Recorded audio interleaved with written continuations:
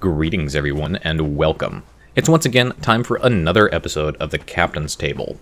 Now you might notice something interesting about this episode of the Captain's Table. It isn't continuing the numerical line from the previous ones. In fact, it's been rebranded as Season 2, Episode 1. And the reason for that? Well, that'll come in just a little bit here in the video. To give a recap to everyone from my last Captain's Table, or just the people who haven't seen that episode. Recently, I got my driver's license, and as soon as I got my driver's license, I immediately started looking for new employment. Because, well, my job critically underpaying me. So, started putting out the resumes basically the day I got that driver's license. And within 24 hours, I'd already heard back from several locations wanting to do interviews with me. So I did something incredibly foolish, at least in my mind, which was I applied for a job that's 20 miles away, about 40 minutes driving time, thanks to the traffic congestion and the way the roads are laid out, for a job that's technically a promotion from my current position. My current position being a maintenance technician. So the job is for a maintenance supervisor position. Now, I've never done any supervisor work. Not officially. I've never been titled that.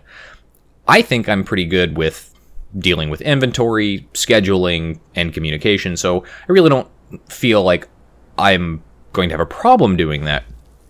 But I've never done it before, so it's new territory, and I don't necessarily feel 100% qualified for it, in my mind.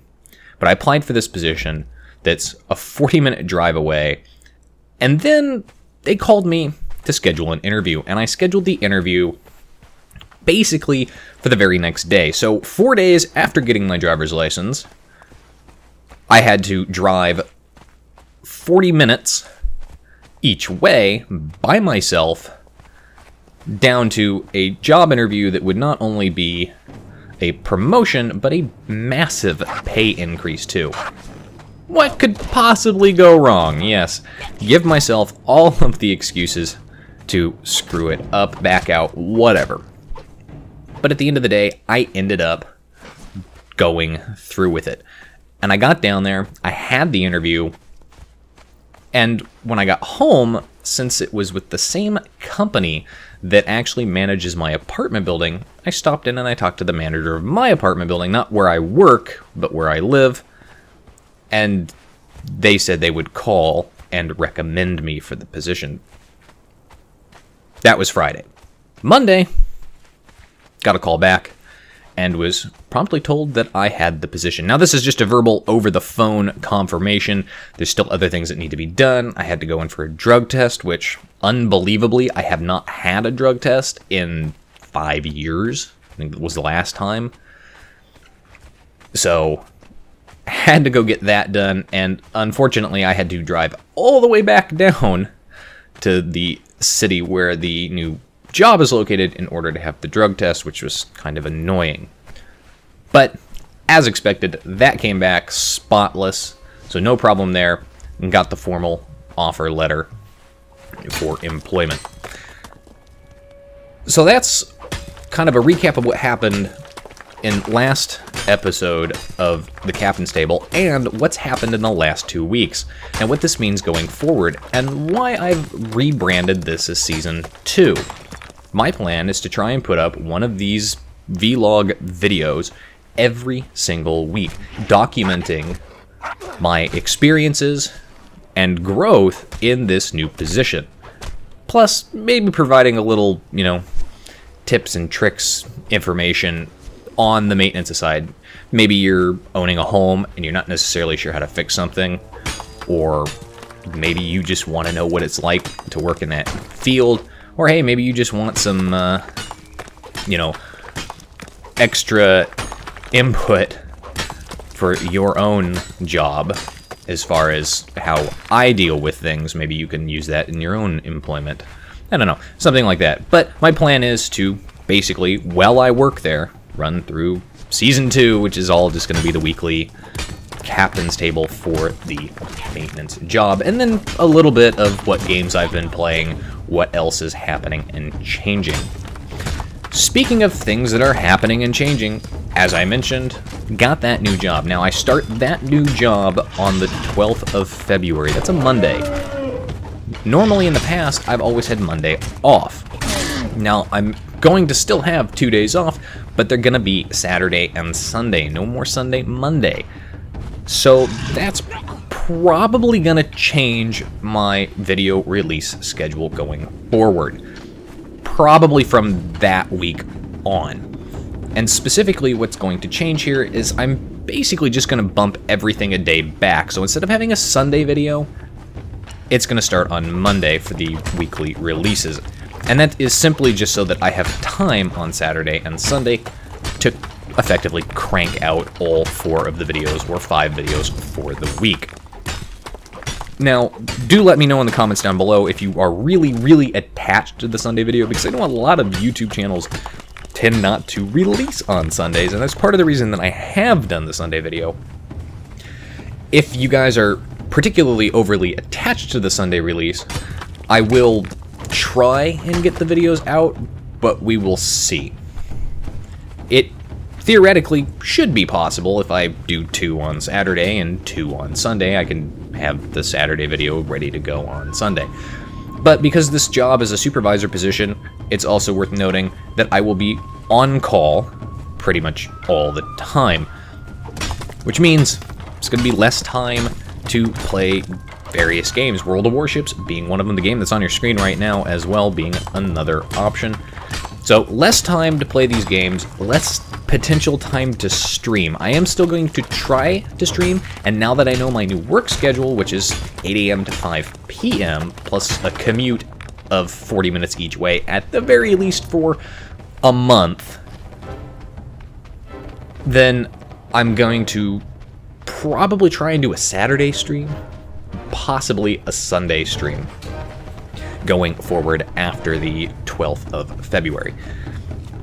Now, with the releases, you can also expect that since I'm going to be doing an episode of the Captain's Table, that means that's 1 fewer World of Warships or other gaming-related video. So if you're really, really here for the World of Warships, you might be a little bit disappointed because there's going to be 1 fewer video a week that's related to that content. I apologize, but, you know, it's my channel.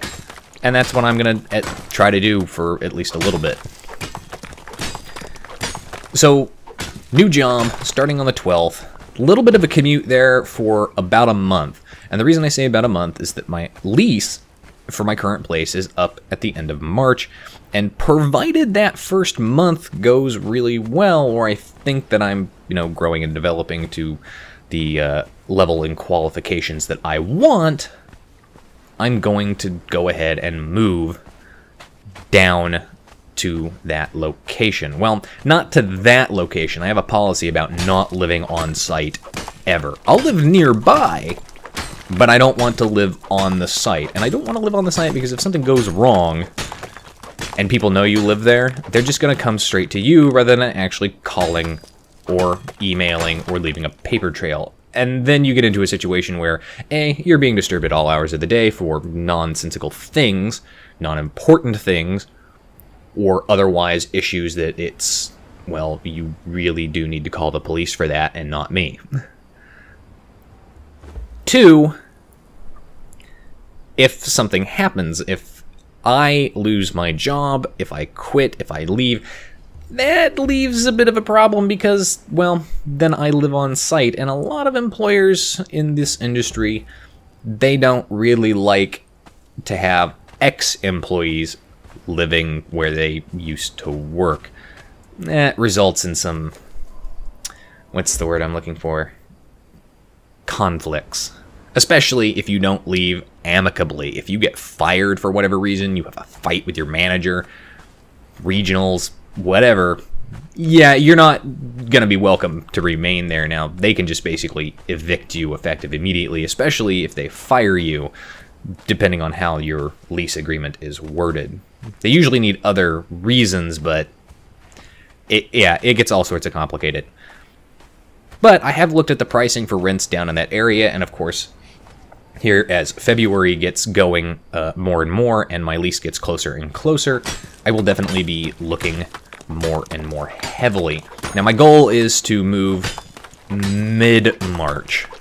I have my anime convention at the end of March, that very, very last 3 days of March and the 1st of April there.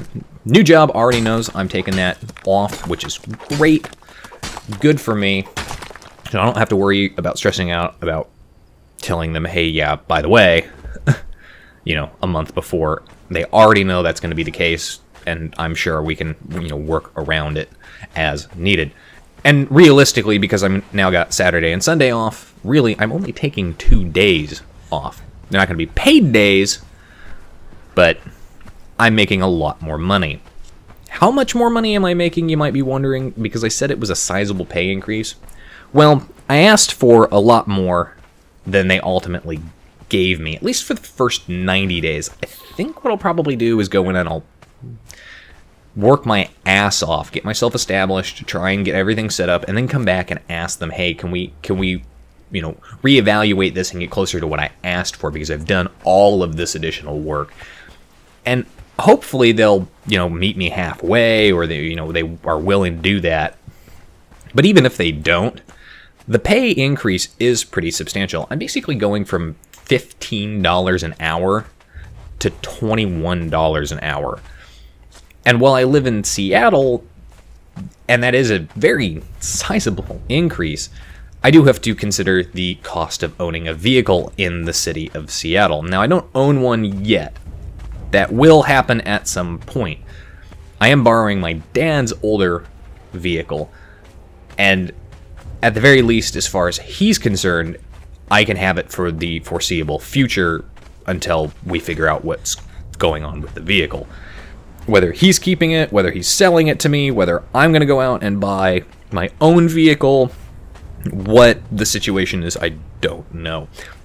But calculating in the cost of owning a vehicle in the city of Seattle, I have the primary problem that car tags in this city are incredibly expensive. There's something like $500 every year or every 2 years to renew those tags, versus other cities where they're like $50.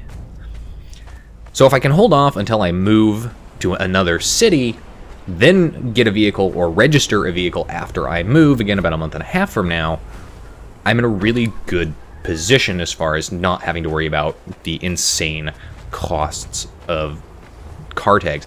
And in the city of Seattle, I also have to deal with parking. Parking is expensive as fuck here. And I really do mean that. We're talking like $100 to $200 a month to park. Now, fortunately, my current apartment, I'm actually grandfathered into free parking. It's part of my lease. And because I have the fob, they can't get rid of that in my lease. It's not like they can say, hey, give us your fob back, you no longer have parking, you got to pay for that separate. Although they might try to do that, I don't know. At this point, they haven't. So for now, I do have free parking, which is fine. I don't have to worry about paying for that. Car insurance in the city of Seattle is also a bit higher than it is other places, because the amount of body damage that occurs to vehicles, the number of fender bender accidents that happens in a major city is always proportionally higher due to narrower streets, vastly more people on the road. Yeah, so moving will also be a little bit cheaper as far as my auto insurance rates go. And finally, there's gasoline. The expected average cost that I came up with is going to cost me about $200 a month to use my current vehicle, my dad's car, based on its fuel consumption rate. If I live where I do now and drive down there every day, it's actually going to cost me a little bit more than that, closer to $300 every month. So that's kind of expensive for the foreseeable future. So when I move further south, that's when this pay increase really, really starts hitting in a good way. Because not only is it cheaper to live further south, but hopefully it'll also be significantly closer to my employer. Or at the very least, instead of spending 40 minutes going an average of 30 miles an hour, instead I'll spend 20 minutes going an average of 40 miles an hour, which is actually slightly better fuel efficiency. So hopefully that will reduce the amount of gas that I have to pay for every month. Combine that with the lower cost of living. Now, I've looked at it, and apartments down there, right now, I am having a very, very hard time finding a 1 or 2 bedroom apartment that has really the only thing I care about in it, which is a washer and dryer and unit, because I am not going to go get quarters every single week. I refuse to use coin-operated laundry.